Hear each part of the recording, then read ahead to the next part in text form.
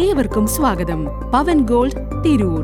പുറത്തൂരിൽ ലഹരി മാഫിയയുടെ അഴിഞ്ഞാട്ടം. പ്രതികൾ പിടിയിലായി. ഇന്ന് പുലർച്ചെ പൊന്നാനിയിൽ നിന്നാണ് പ്രതികളെ പിടികൂടിയതായി പറയുന്നത്. പുറത്തൂർ ആശുപത്രിപ്പടി സ്വദേശി പേടൂർ വീട്ടിൽ സനൽ, ചാവക്കാട് സ്വദേശിയെയുമാണ് പിടികൂടിയത്.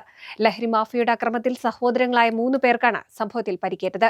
പ്രതികളെ വൈദ്യപരിശോധനയ്ക്കായി തിരൂർ ജില്ലാ ആശുപത്രിയിൽ എത്തിച്ചു.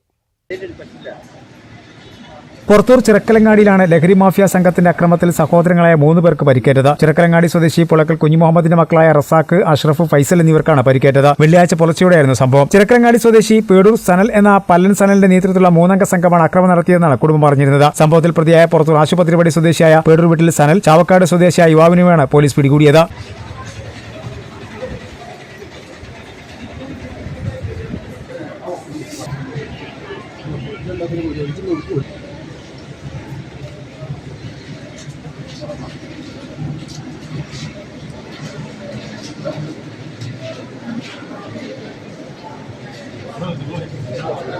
സംഭവവുമായി ബന്ധപ്പെട്ട പ്രതികളെ ചോദ്യം ചെയ്തു വരികയാണെന്ന് CI Anil T Meppally TCV ന്യൂസിനോട് പറഞ്ഞു. പ്രതികളെ പുറത്തൂരിലെ സംഭവ സ്ഥലത്ത് വെച്ച് തെളിവെടുപ്പ് നടത്തും. വൈകിട്ടോടെ കോടതിയിൽ ഹാജരാക്കും.